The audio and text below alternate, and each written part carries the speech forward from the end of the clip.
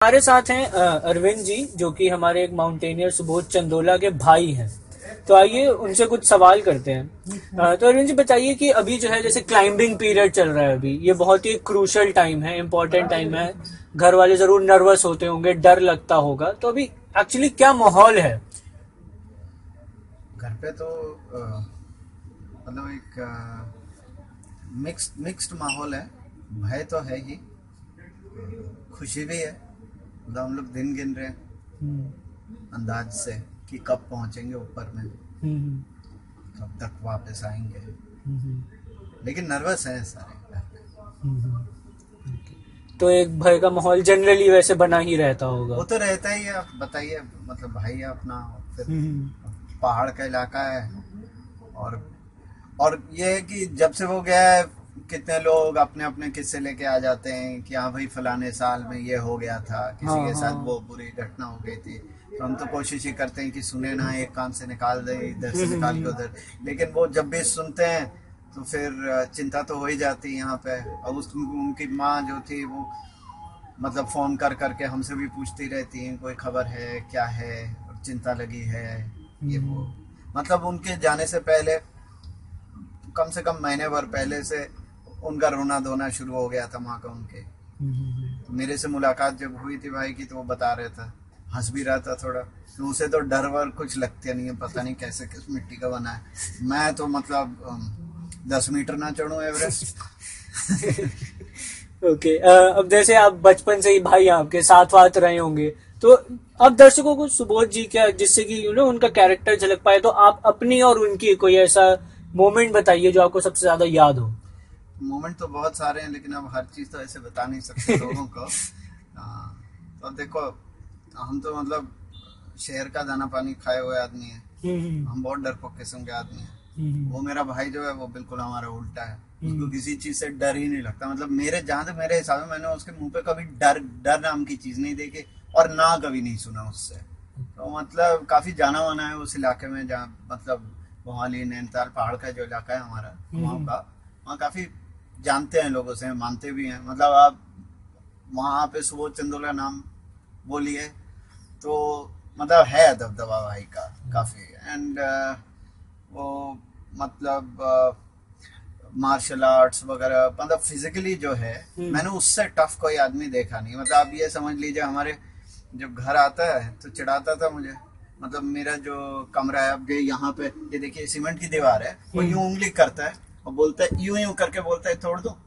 और सच में अगर वो 10 बार यूं कर देगा तो क्रैक आ जाएगा। मतलब आप समझ लीजिए, क्योंकि वो ये एक उंगली से यूं करके हल्का से भी उसे पहाड़ में जगह मिल जाए, उसमें यूं करके अपना पूरा 6 फुट का जो वजन है वो यूं करके खींच लेता है अपने को 2 उंगली के ऊपर। उसमें जो ताकत चाहिए, जो ट्रेनिंग चाहिए, बहुत अमेजिंग।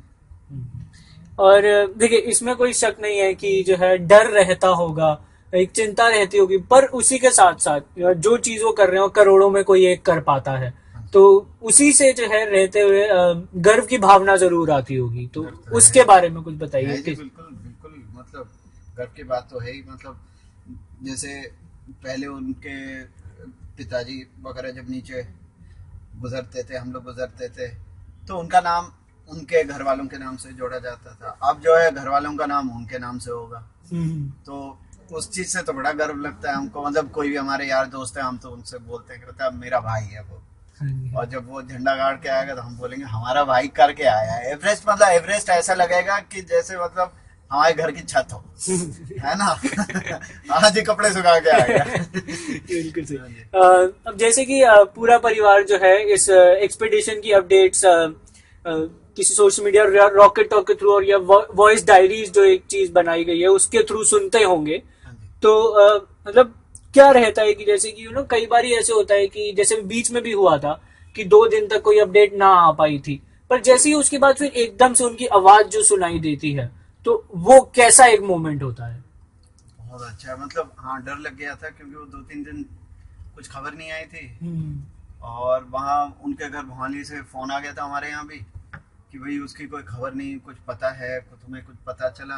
अब रोज हम लोग मतलब 2-2 घंटे में रॉकेट टॉक खोल के चेक कर रहे थे। और फिर रॉकेट टॉक का वो जो क्या कहते हैं उसे, वो जो पेज फेसबुक के ऊपर है, हाँ जी, हाँ उस पे जी, भी जाके हाँ मतलब जी। खोज रहे थे। अब वहाँ कुछ दिखे ना, मैंने तो उनकी माँ से बोला कि मुझे पता नहीं, शायद आ जाएगा खबर।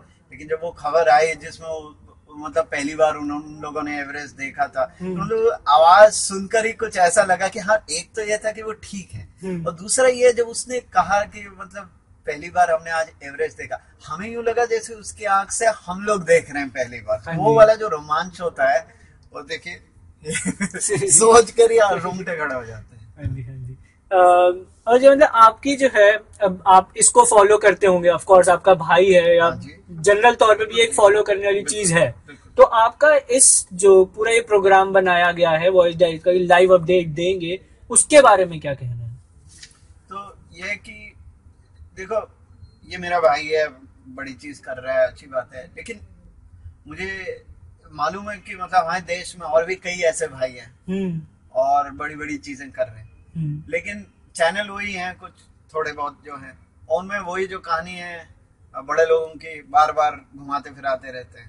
अखबारों में भी उन्हीं लोगों के नाम आते हैं, लेकिन जो आम आदमी जो अपने आम संदर्भ से उठकर कुछ बड़ा करता है, तो उसको कवर करने वाले जो है, हमें कोई दूसरा नए माध्यमों की जरूरत है ना, जो ज्यादा लोगों से जुड़े भी। तो मतलब इससे हमें जरूर ये लगा कि हाँ, एक ये नए माध्यम जो खुले हैं, इंटरनेट हो गया, मोबाइल हो गया, इससे लोगों तक पहुंचने का एक सरल माध्यम बन गया है। केवल बड़े लोगों के लिए ही नहीं, जो जाने माने लोग हैं उन्हीं के लिए नहीं, लेकिन सामान्य लोगों के भीतर जो असामान्य तत्व हैं, जो असामान्य लोग हैं, उनके लिए भी। सो एक डेमोक्रेटिक माध्यम बन गया। बहुत बहुत शुक्रिया अरविंद जी, बहुत अच्छा लगा। धन्यवाद।